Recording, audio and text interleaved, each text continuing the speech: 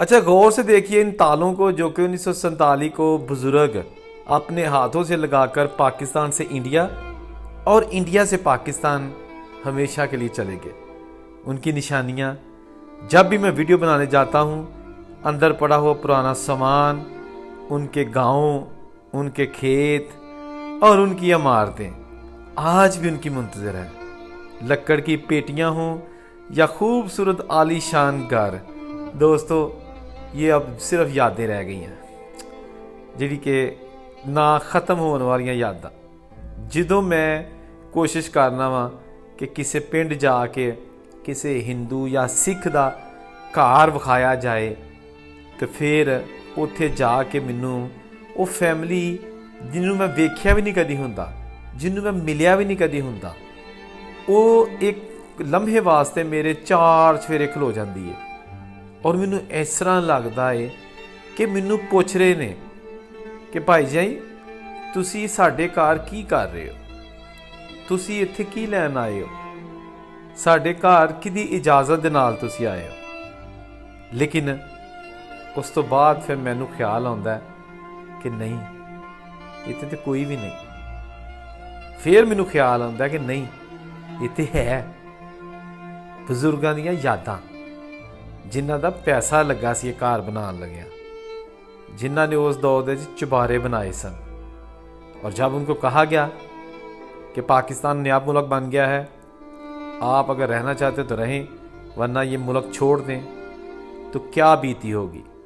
इसी तरह जो मुसलमान इंडिया में थे, जिनके अपने घर थे, कारोबार थे, ज़मीनें थी, जब उनको छोड़ना पड़ा इंडिया और पाकिस्तान आना पड़ा, तो ये दर्द, ये दुख कोई उनसे पूछे।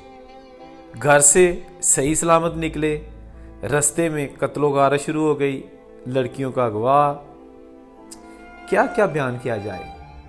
अल्फाज कहाँ से लेके आऊँ जिनको प्रो कर एक मैं स्टोरी बना सकूँ। मेरे पास तो ऐसे अल्फाज भी नहीं है, मैं उन अल्फाज को दोहराना चाहता भी नहीं, उन जख्मों को छेड़ना भी नहीं चाहता।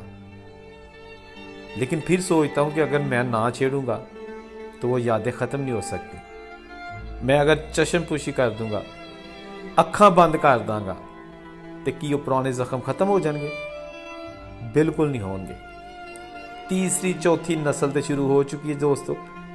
76 साल हो गए वंड, तो उस तो बाद हुण पोते ते पड़पोते इस वेले मौजूद ने उन्हां लोकां दे, खा हिंदू सन, खा मुसलमान सन, खा सिख सन, उन्हां लोकां दे पोते ते पड़पोते हुण इस वेले मौजूद ने जिन्हां ने हिजरत विच अपना घर बार सब कुछ छड्ड छड़िया। और उस तो बाद फिर बहुत थोड़े लोग ने जिहड़े पैरां ते जाके खलोते, वरना ऐसे डिगे, जिसमानी भी जख्म खाधे, माली लिहाज नाल भी जख्म खाधे, और फिर वो कवर दियां कंधां तक नाल गए।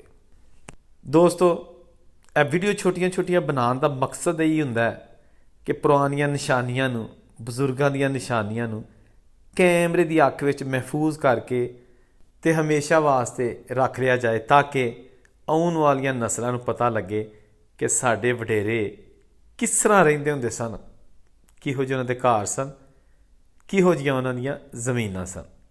जिथे रवो खुश रवो। अल्लाह हाफिज़।